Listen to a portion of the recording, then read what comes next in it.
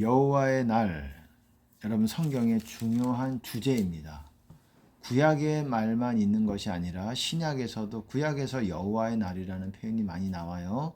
하지만 구약에만 있는 것이 아니라 보통 선지서에 있죠. 신약에서도 베드로도 그렇게 말하고 있습니다. 하나님의 날을 사모하라. 여러분, 하나님의 날이 우리가 생각할 때 그냥 아름답기만 한 그런 날이 아니라고 구약에서는 계속 얘기하고 있어요.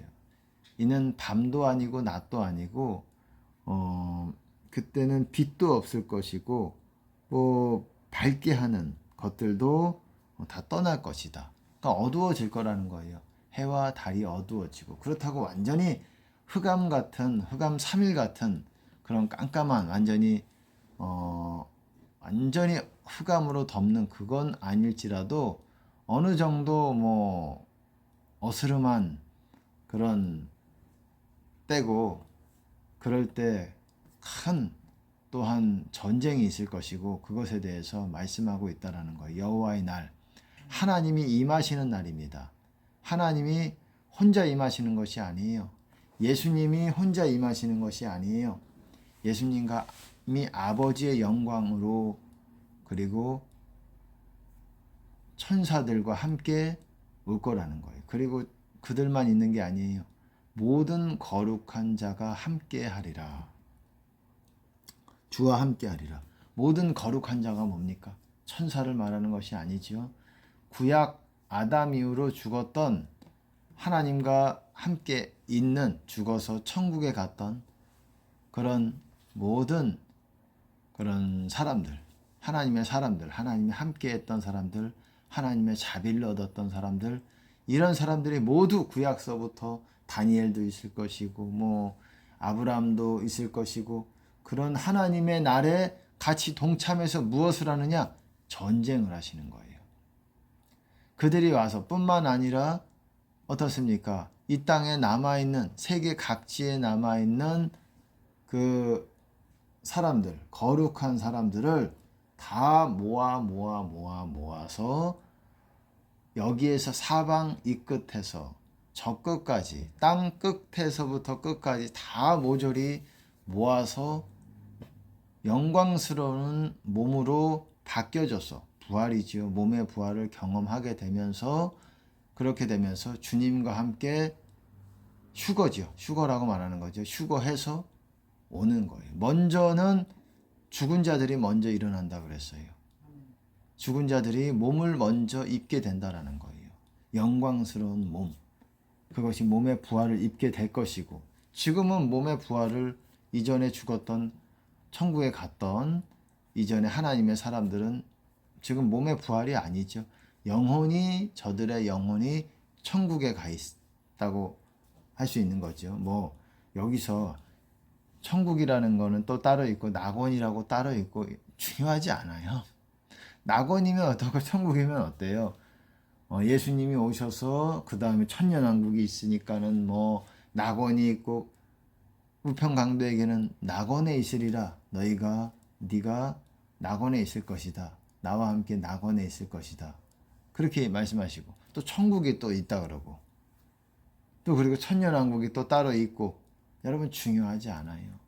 우리가 하나님 편에 있느냐? 내가 지금 죽으면 낙원이든 천국이든 천년왕국에 들어가든 새하늘 새 땅에 들어가느냐, 아니면 지옥에 들어가느냐, 그게 중요한 거예요. 그렇지 않습니까? 뭐가 그렇게 낙원이든 천국이든 그게 중요해요. 내가 좁은 문 안으로 통과해서 주님 안에 있고, 그것이 중요한 것이지. 그게 최고 중요한 것이지. 내 마음 안에 주님의 임재가 있고, 내가 주님을 사랑하고, 그래서 주님의 임재가 내 안에 있고, 나를 거쳐 삼으시는 하나님을 우리가 느낄 수 있고, 이게 중요한 거지. 죽어서 천국이든 낙원이든 좋은 거는 마찬가지잖아요. 낙원도 좋은 곳이잖아요. 우리가 영혼을 그런 곳에서 보내게 되는데, 그리고 아무나 그렇게 된다라고 말하고 있지 않아요. 정말 말씀드리기 부담스러운 말이지만 말씀을 드려야 돼요. 여러분, 거룩한 자들, 의인들이 천국에 들어간다라고 말하는 거예요. 의인이라는 거는 뭐 세상 사람들은 의인이라 그러면 뭐 불의를 참지 못하고 뭐 뭔가 반말하고 이런 것이 아니라, 물론 뭐 불의를 참으면 안 되지요. 불의의 앞에 그것이 의롭게 될 수 있도록 해야지요. 하지만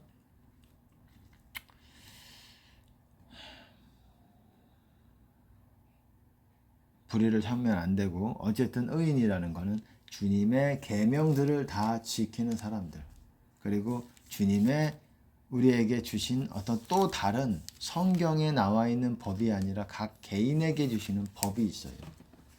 그거는 성경에 기록된 예수님의 말씀은 아니지만, 기록된 말씀은 아니지만 각 사람에게 주시는 법. 예를 들어서 너는 언제까지 금식을 해라. 쉽게 말해서 너는 아침부터 점심까지만 금식을 해라. 그리고 매일 한 끼만 먹어라. 예를 들어서 저녁만 먹어라. 그렇게 하나님께서 또한 우리에게 또 완전 금식은 아니더라도 부분 금식이라도 그렇게 시킬 수가 있습니다. 그럴 때 우리가 그거를 무시하고 안 하고 그러면 어떻습니까? 그것이 또 회개가 안 된 걸로 하나님이 보실 수가 있어요. 그렇기 때문에 우리가 성경에 기록된 사랑, 믿음, 그리고 뭐 많은 말씀들이 있죠. 대접받고자 하는 대로 다른 사람을 대접하라, 이런 말씀들이 있지만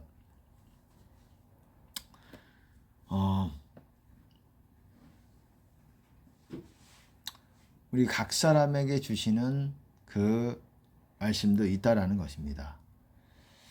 어쨌든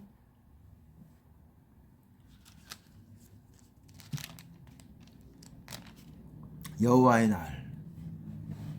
날은 주님이 오시는 날이에요. 근데 그 오시는 날이 여러분 스가랴서 14장에서도 보시면 알 거고, 어떻습니까? 주님이 오시는 그 날이 우리가 생각할 때 아름답기만 한 그런 날이 아니라는 거예요. 절체절명의 순간에 주님이 오셔서 모든 교통정리와 상황정리를 다 하십니다. 네. 전쟁하기 위해서 오시는 거예요. 무슨 전쟁입니까? 예루살렘을 치기 위해서 모든 열국중이 모였어요. 예루살렘을 치기 위해서.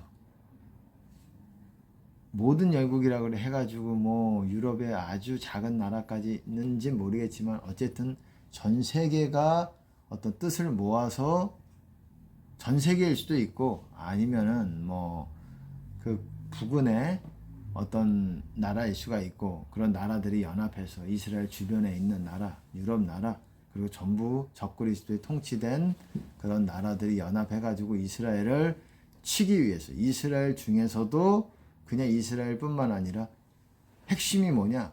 핵심이 예루살렘이에요. 예루살렘. 왜 예루살렘이 중요하냐면 하나님이 영원토록 거하시기로 예정하신 장소가 바로 예루살렘 시온산이기 때문에 그래. 시온산이라고도 해도 되고, 시온성이라고 해도 되고, 시온이라는 이름이죠. 보통 영문 이름으로는 자이온이라고도 하죠. 자이온. 가수로도 또 그런 가수가 있는 걸로 알고 있어요. 자이온 T가 그것이 맞는지 모르겠습니다. 그런 걸로 알고 있어요. 이 시온이라는 이름, 참 이 시온이라는 이름이 좋으면서도 여러분, 이 시온의 이름에는 무거움이 있어요. 그래서 시온이라는 이름을 쓰는 분들이 뭐 연예인들 중에서도 있어요. 아까 말씀드렸듯이 자이언이라는 그런 이름도 있는데, 저는 그 이름 쓰는 거 참 책임감이 느껴집니다. 책임감이 느껴져요. 그 이름을 쓴다라는 거 여러분 책임이 없다고 할 수가 없어요.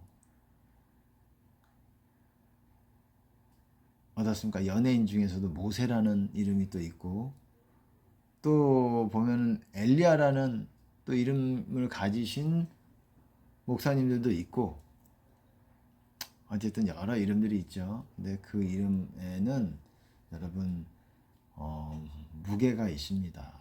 그거를 짊어지지 못하면 또한 하나님이 합당하게 보지 않으시고 또 하나님이 진노가 있을 수가 있다라는 거예요.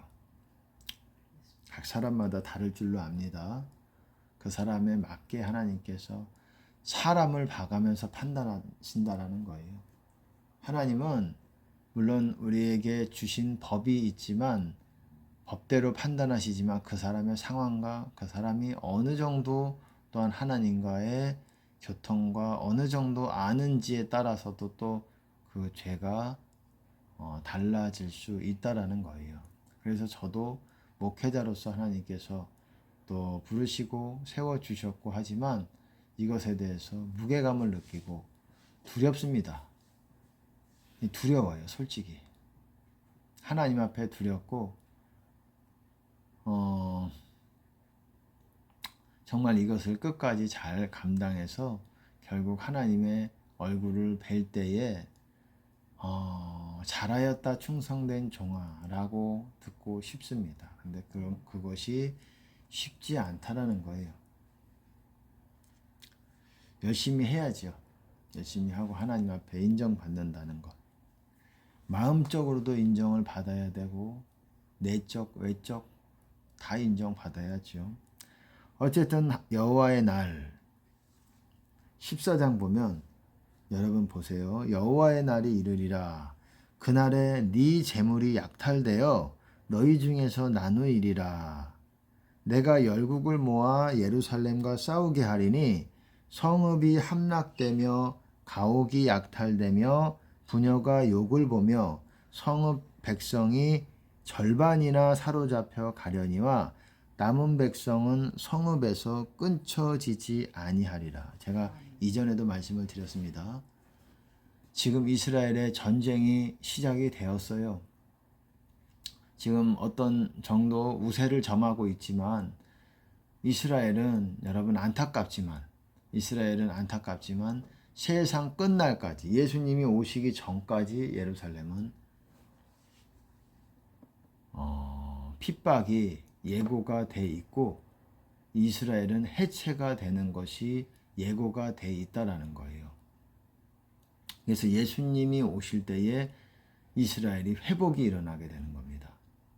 스가랴서에서도 어떻습니까? 죄와 더러움을 씻는 셈이 다윗의 집과 예루살렘에 열리리라 그렇게 말하고 있어요. 예루살렘 거민을 위하여 열리리라. 그날이라는 거는 여러분 예수님 여호와의 날이에요. 여호와의 날. 문맥적으로 지금 뭐 왜 이런지 저런지 말씀드릴 수가 없어요. 그냥 그러면 여러분이 확인을 해보세요. 몇 번을 읽어보셔서 그게 맞는지. 제가 깨달은 것들을 한 번에 이것들을 여러분에게 다 모두에게 이렇게 구체적으로 설명할 수는 없어요. 저는 큰 그림을 여러분들에게 던져주는 거예요. 이런 큰 그림에서 넘어가지 말라는 말이에요. 제가 그림을 던져줄 때에 여기서 넘어가면 여러분의 해석이 오류가 생길 수가 있고 성경을 잘못 보게 될 수 있다라는 큰 그림들을 여러분들에게 제시해주고 던져드리는 겁니다. 여러분 보세요. 그날의 죄와 더러움을 씻는 셈이 다윗의 집과 족속과 다윗의 집이에요. 다윗의 집이라는 건 뭡니까? 왕족이잖아요. 다윗의 집이라는 거는. 그 계보를 다윗의 집이라고 하는 거예요. 그 제너레이션, 다음 계속 이어지는 제너레이션을 다윗의 족속과 예루살렘 거민을 위하여 열리리라. 이게 바꿔 말하면 어떻습니까? 죄와 더러움을 씻는 셈이 그 전에는 그날에 열린대요. 그럼 그 전에는 이스라엘에게 열리지 않는다라는 거예요. 죄와 더러움을 씻는 셈이. 우리는 이방인 믿는 자잖아요. 크리스찬들이잖아요. 이런 사람들은 죄와 더러움을 씻는 셈이 이미 열려 있어요. 예수님 믿는 모든 사람들은. 근데 이스라엘은 언제 예수님이 오실 때에 죄와 더러움을 씻는 셈이 열리게 된다는 거예요. 그때 깨닫게 된다는 거예요. 이방인은 여러분 보세요. 이방인은 어떻습니까? 우리 같은 이방인 믿는 자들은 신자들은 이미 다 죄와 더러움을 씻는 샘들이 열려 있어요. 근데 이들은 이스라엘은 예루살렘 거민을 위하여 열린다 그랬어요. 예루살렘 거민들을. 이스라엘 전체에게 열리는 것이 아니라 그날에 예수님이 오실 때 여러분 그 말씀 이해하시지요? 시온에 남은 자가 있을 것이고 거기에 피할 자가 있을 것이다. 거기에 구원이 있을 것이다. 시온에 예루살렘에 남아있는 자들은 구원을 받을 것이다. 피할 자가 거기 있을 것이다. 이 말을 바꿔서 말하면 예루살렘을 제외한 이스라엘이라고 할지라도 여러분 어떻습니까? 베들레헴도 있고 세겜도 있고 갈릴리도 있고 나사렛도 있고 뭐 어떻습니까? 또 이스라엘 또 여러 곳이 있죠. 엔게디 뭐 여러 곳이 있죠. 그런 곳은 피할 자가 없다라는 거예요. 거기서도 멸망이 있을 거라는 거예요. 뿐만 아니라 이스라엘 외적으로도 다른 나라들, 터키, 이란, 한국도 마찬가지고 한국도 모든 나라들이 다 멸망을 받게 된다는 거예요. 여호와의 날에. 어디만? 예루살렘만. 그러면은 어떻습니까? 예루살렘을 제외하고 전 세계에 있는 믿음에 있는 사람들은 뭡니까? 거룩한 사람들은 휴거를 받게 되는 거죠. 멸망받기 전에 휴거를 받고 예루살렘에 모여지게 되는 거예요. 휴거를 받고 예루살렘에 모여져서 예수님과 함께 예루살렘을 치러 오는 그 연합국들, 세계 연합국들, 적그리스도 연합국들을 같이 싸우는 거예요. 같이 싸우는 게 아니라 대적해서 그들을 물리치는 겁니다. 철장으로 치는 거예요. 그래서 요한계시록에 보면은 어떻습니까? 요한계시록에 끝에 보면 예수님이 재림하실 때 싸우는 장면들이 나오잖아요. 심판하여 싸우더라. 입에 검으로 싸우더라. 철장으로 쳐서 깨트리시더라. 그렇게 말씀하고 있잖아요. 왜 싸우는 것이 나오냐면 모든 휴거받은 사람과 과거의 모든 거룩한 사람들, 죽었었던 그런 사람들이 모여서 예루살렘에 집합합니다. 시온산에 모여서 그들과 싸우기 때문에 그래요. 이스라엘이 지금 전쟁 가운데 있는데 어쨌든 지금은 우세를 좀 점하고 있습니다. 하지만 점점 어떻습니까? 또 어떤 시점에서 연합국들, 그 적그리스도의 연합국들, 또 북방왕이라고도 하죠. 북방연합국들인 것 같아요. 그렇게 우리가 해석이 됩니다. 다니엘서 보시면 북방왕과 남방왕이 있죠. 북쪽, 남쪽이라는 것은 예루살렘, 이스라엘을 기점으로 해가지고 동쪽이다, 서쪽이다 그렇게 나눠지는 거예요. 남쪽이다, 북쪽이다. 남쪽, 북쪽이야 뭐 우리도 일본은 우리보다 남쪽에 있는 것이고 상대적인 거잖아요. 남쪽, 북쪽. 하지만 성경에서 남쪽, 북쪽은 예루살렘을 중심이에요. 이스라엘을 중심으로 좀 더 크게 보면 이스라엘 중심으로 남쪽, 북쪽 그러면 어떻습니까? 북쪽은 터키가 있죠. 시리아, 터키 그리고 유럽 쪽이 있죠. 유럽 그리고 그리스도 있고 마게도니아 뭐 근처도 있고 이탈리아도 있고 또 어떻습니까? 남쪽은 애굽 쪽이 있죠. 그리고 이디오피아가 있죠. 그 아프리카, 북아프리카 쪽이 또 이슬람, 리비아도 있고 그쪽 연합이 또 있고 그쪽도 이슬람이에요. 북쪽도 이슬람이고 동북쪽도 다 이슬람이고 보세요. 어쨌든 제가 드리고 싶은 말씀은 그렇게 아까 지금 읽어드렸죠. 여호와의 날이 이를 것인데 그때에 여러분 그 날에 네 재물이 약탈되며 네 재물이 뭐냐? 예루살렘 성에 대한 얘기예요.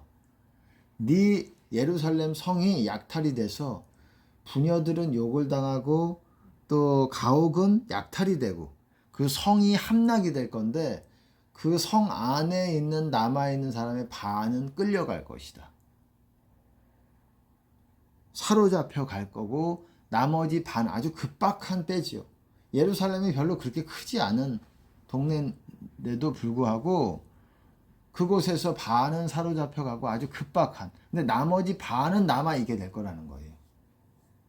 이게 전 세계 연합국이 와가지고 예루살렘, 이스라엘 다 초토화시키고 예루살렘까지도 이제 다 초토화시키기 바로 직전 반 정도가 날아갔을 때에 예수님이 감람산에 딱 서십니다. 오셨어요.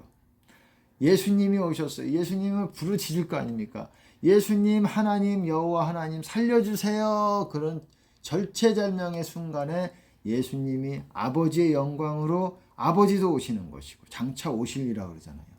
아버지를 말하는 거예요. 예수님만 오시는 것이 아니라 천사들도 오고 그리고 모든 거룩한 자가 오고 휴거받은 자들이 다 모여서 거기서 전쟁을 준비합니다. 선두에 계신 여호와께서 하나님께서 예수님께서 선두에 계셔서 전쟁을 지휘하시기 위해서 감람산에 딱 서실 때에 감람산이 서실 때에 바로 그런지는 모르겠지만 감람산이 어떻게 됩니까? 가로로 쫙 나눠지면서 중간에 골짜기가 생깁니다. 가로로 나눠지면서 북쪽과 남쪽이 틈이 벌어지면서 골짜기가 생깁니다. 그래서 거기로 대피할 수 있게 하시고 일부의 사람들이 그리고 예수님께서 오셔서 그 세계 연합국들 예루살렘을 치기 위해서 온 그 나라들을 벌하시기 위해서 철장으로 치기 위해서 오시는 거예요. 그때에 3절 보면 그때에 여호와께서 나가사 그 열국을 치시되 이왕 전쟁 날에 싸운 것 같이 하시리라. 실제로 나타나시는 거예요. 여호와의 이름으로 오시는 거예요. 예수님이. 아버지도 오시고 천사들도 오시고 그날에 그의 발이 예루살렘 앞 그 동편 감람산에 서실 것이요. 감람산은 그 한가운데가 동서로 갈라져. 가로로 나눠진다는 거예요. 가로로 날라지면 이렇게 딱 북쪽과 남쪽에 있는 산이 딱 나눠질 때 북쪽은 위로 좀 옮겨집니다. 남쪽에 있는 산은 좀 밑으로 내려가요. 그러면서 골짜기가 생기잖아요. 예루살렘에서부터 감람산이라는 거는 예루살렘 동편에 있는 이어진 산이에요. 뭐 이어졌냐 안 이어졌냐는 뭐 잘 모르겠습니다. 가까운 곳에 있는 산이에요. 그 산으로 이제 골짜기가 생기면서 거기서 피난할 수 있는 아셀까지 아셀이라는 곳은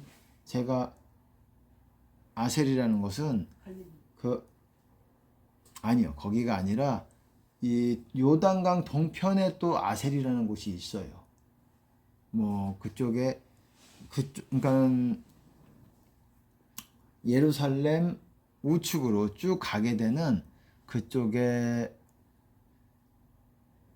길이 만들어져서 골짜기가 만들어서 도망가게 된다는 거예요. 그리고 하나님이 임하셨으니 또 싸우시는 거예요. 그래서 어떻습니까? 요엘서에서 막 싸우시는 여호사밧 골짜기에다가 다 이렇게 하겠다라는 그런 말씀이 있고 이 선지서는 어떻습니까? 여기저기 부분이 맞춰져 가지고 하나의 완전한 그림을 만들어내는 것입니다. 그래서 선지자들도 아마 이 말씀을 받을 때 이 말이 무슨 말인지 모르고 받았을 가능성이 많아요. 일부는 알겠지만 이게 하나님께서 이렇게 말씀하셔서 받아 적기는 하는데 이게 뭐지? 왜 부분을 받았으니까는 완전한 그림을 보지 못하죠. 완전한 그림은 우리가 보는 거예요. 우리가. 열어주신 사람에 의해서 또 그와 함께 믿는 사람들을 통해서 보시는 겁니다. 보게 되는 거예요.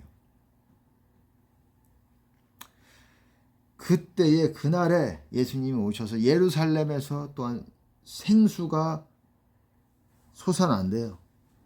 그래서 동쪽으로 서쪽으로 동해로 서해로 흐른대요. 여러분 그림이 그려지십니까? 그리고 나머지 온 땅은 아라바 같이 되대. 아라바가 어떻습니까? 광야 같이 됩니다. 광야 같이. 이게 모르겠어요. 부분같이 되는지 아니면 전체가 그렇다는 건지 잘 모르겠어요. 아직 저도 잘은 모르겠는데 어쨌든 예루살렘이 높이 들려 그 본처에 있으리니 그 다음부터는 거기에 사람이 거하며 저주가 없으며 예루살렘이 안연히 평안하게 안전하게 설 것이다. 그렇게 말하고 있습니다.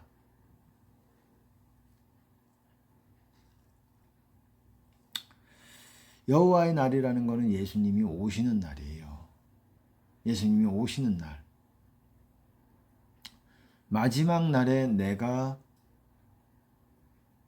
그 말이 너희를 심판하리라. 그렇게 또한 말씀하고 계시고 여호와의 날.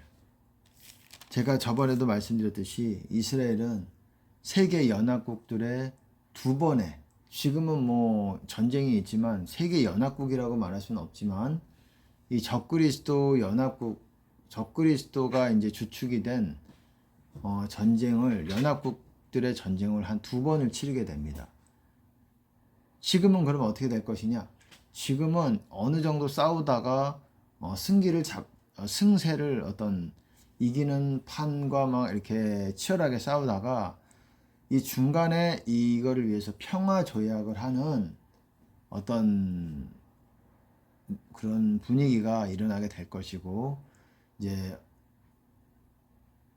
그 이슬람 쪽과 이스라엘과 이 부분에 있어서 서로 이제 언약을 맺어서 어느 정도의 기간 동안에 평화가 있을 것 같아요.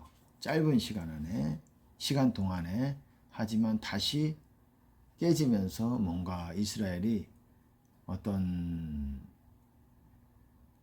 굉장히 열세로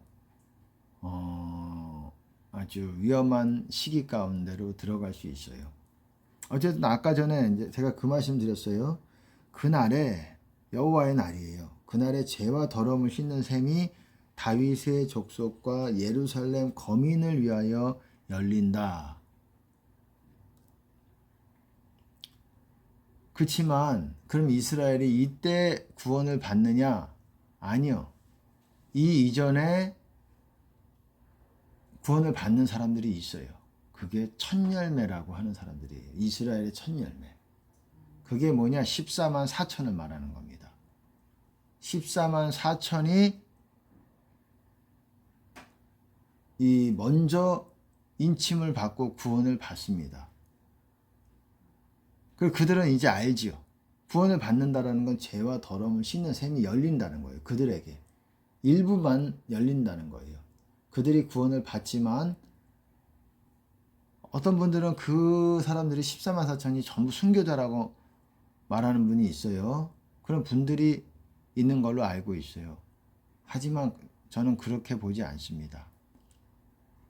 먼저 이스라엘에게 일부가 여러분 첫 열매라는 거는 여러분 뭐냐면은 이스라엘에서는 첫 열매라고 하면 잘 압니다. 왜 잘 아냐면 첫 열매라고 하면 눈이 번뜩번뜩해요. 우리는 잘 모르지만 만물이라고 그러죠. 만물. 맏아들이라고 그러잖아요. 우리가 아들 첫째를 맏아들. 만물, 첫 열매. 이게 뭐냐? 이스라엘은 소산이 이 추수를 하든지 소산이 있으면 먼저 그거의 일부를 하나님께 드려야 돼요. 그 양은 어느 정도인지 뭐 잘 모르겠어요. 사람마다 그 합당하다고 생각하는 그 첫 것을 하나님께 바쳐야 됩니다. 드려야 돼요. 마찬가지로 이것도 이 사람들도 이스라엘이 전체 구원을 받기 위해서 전체 추수가 이루어지기 전에 가장 먼저 하나님께 드려지는 첫 열매들이 있다라는 거예요. 그들이 바로 14만 4천이에요. 근데 이들이 다 죽을까요? 글쎄요, 저는 그 말 듣고 좀 깜짝 놀랐어요. 14만 4천은 전부 순교자다 그럴 때 깜짝 놀랐습니다. 아니 어떻게 저렇게 끔찍이라는 좀 그렇지만 아니 어떻게 다 사람을 다 이렇게 물론 천국에 가는 게 너무너무 중요하고 하지만 여러분 육적 안위도 중요합니다. 아멘. 육적 안위도 무시할 수 없어요. 왜냐하면 건강도 무시할 수 없어요. 아멘. 하나님은 건강과 육적 안위도 외면하시는 분이 아니에요. 그 이유는 잘 몰라요. 어떤 사람이 천국 가지만 좀 고통을 가지고 환난을 당하다가 갈 수도 있고 어떤 사람은 안전히 건강하다가 갈 수도 있고 어떤 사람은 병 중에 병을 막 또 이 병 저 병 맞다가 또 천국에 갈 수도 있고 이 병 저 병 당하다가 지옥 갈 수도 있고 몰라요 이게 왜 그렇습니까? 하나님도 그걸 답해 주실 수가 없을 것 같아요. 왜? 사람마다 다르기 때문에 그 사람의 얘는 이래서 그렇고 얘는 이래서 그렇고 책 몇 권을 써야 되실지 몰라요. 그거를 사람들에게 알려주시기 위해서는 하나님은 완전히 아시지만 그러니까 그걸 물어보는 자체도 미련하고 그냥 깨닫는 수밖에 없어요. 하나님이 합당하시기에 그 사람을 구원으로 이끄시기도 하고 또한 심판 가운데로 해서 버려두시기도 하고 경외치 않으면 어려움이 오는 거예요. 하나님을 경외치 않으면. 그러니까 저는 뭐 14만 4천이 전부 순교자라고 할 때 좀 저건 오버다. 저건 지나치다. 라고 생각을 했습니다.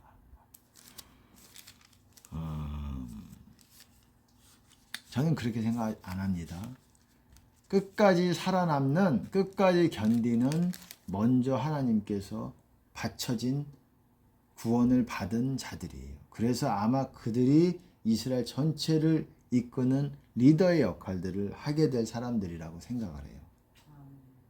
물론 그 리더가 한 사람은 아니죠. 14만 4천은 엄청 많은 리더죠. 어떤 사람들은 또 이거를 영해를 해가지고 세계적으로 있는 그 리더다 이렇게도 생각하는데 이 자기 생각이 너무 많이 들어가는 것 같아요. 뭐 그럴 수도 있다고 저는 그러기가 어렵다고 생각을 해요. 그 가능성이 낮다고 생각을 해요.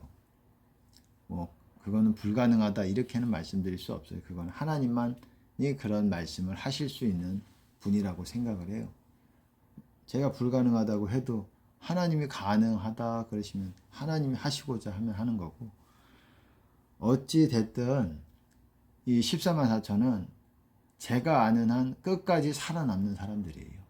살아남아서 이스라엘을 하도록 회유하고 그들이 예수님을 받아들일 수 있도록 인도에 가는 리더들이에요. 크고 작은 리더들. 그래서 그들이 끝까지 남은 자들이고 예루살렘의 구원이 있겠지만 그 안에 거하는 모든 사람들이 구원받는다라는 거는 아닐 수 있어요. 이스라엘의 남은 자 중에 여호와께 부름을 받을 자가 있느냐. 남은 자 중에 어떤 사람들은 보세요. 요엘서 보시면은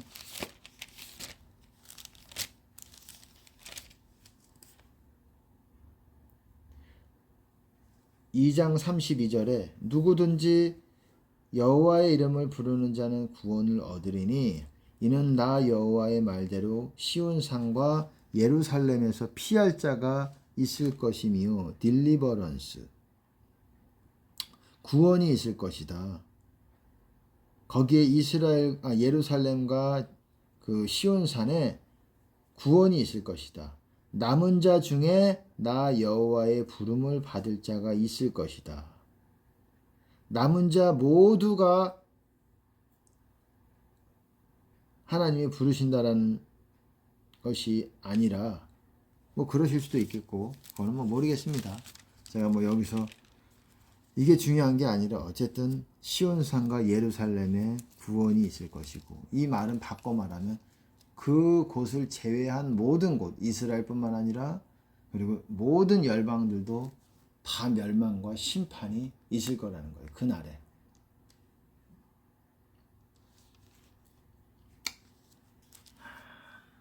그러니까 얼마나 여호와의 날이 두려운 날입니까?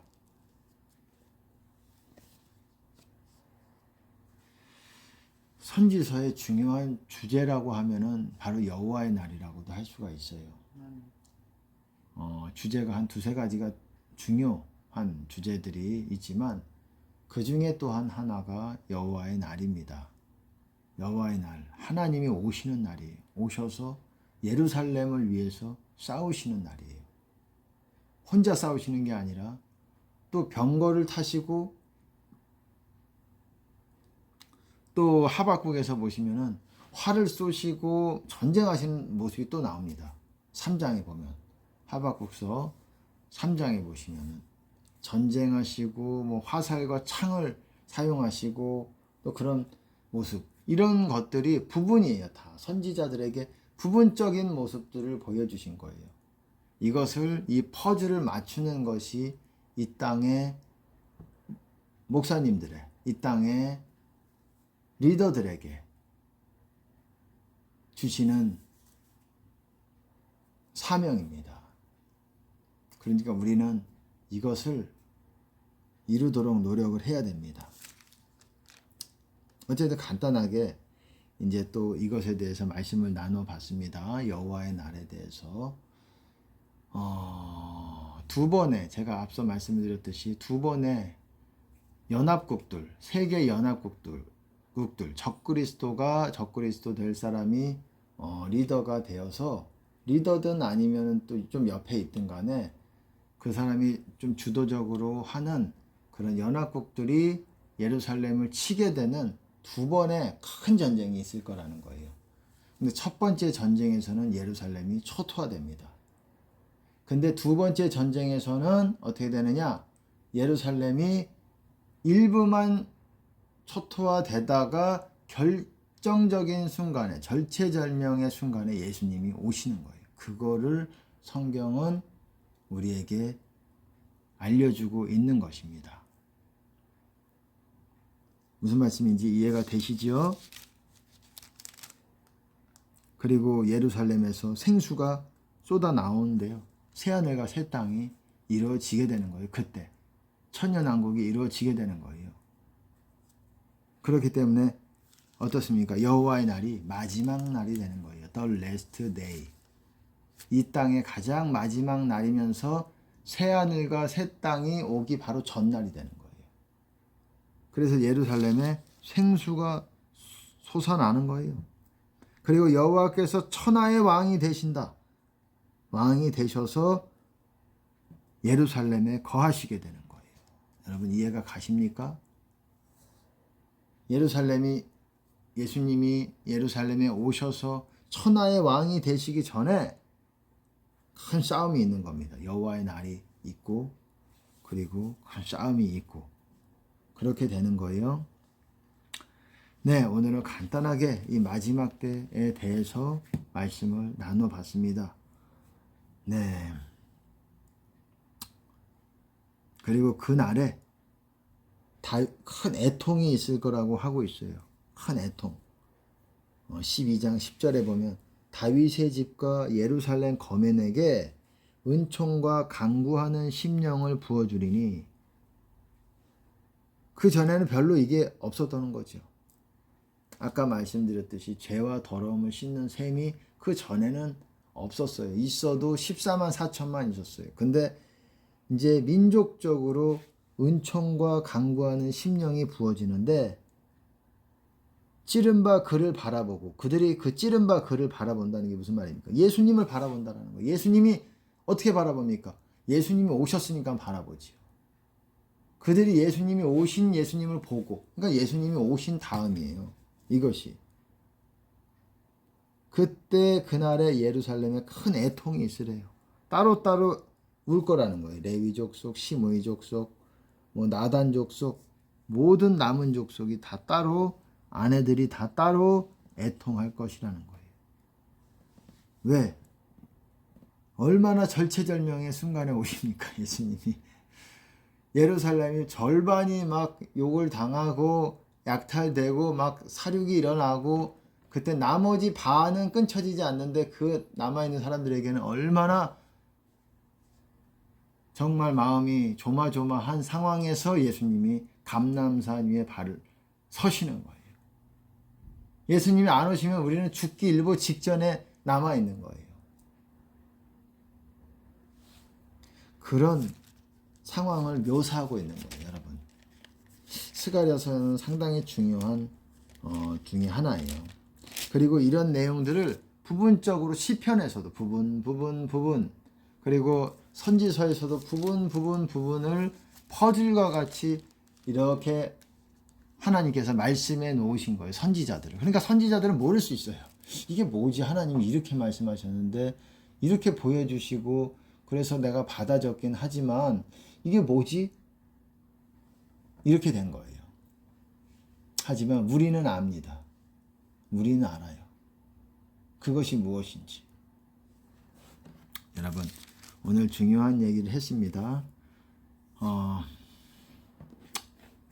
주님께 영광을 드립니다. 주님이 오시는 날 우리에게 모두가 이스라엘뿐만 아니라 주님의 긍휼을 사모하고 바라는 모든 자들에게 주님의 긍휼이 있게 되기를 축복합니다. 특별히 이 동영상을 들으시고 하나님을 사모하게 되는 모든 분들에게 예수님 이름으로 축복합니다.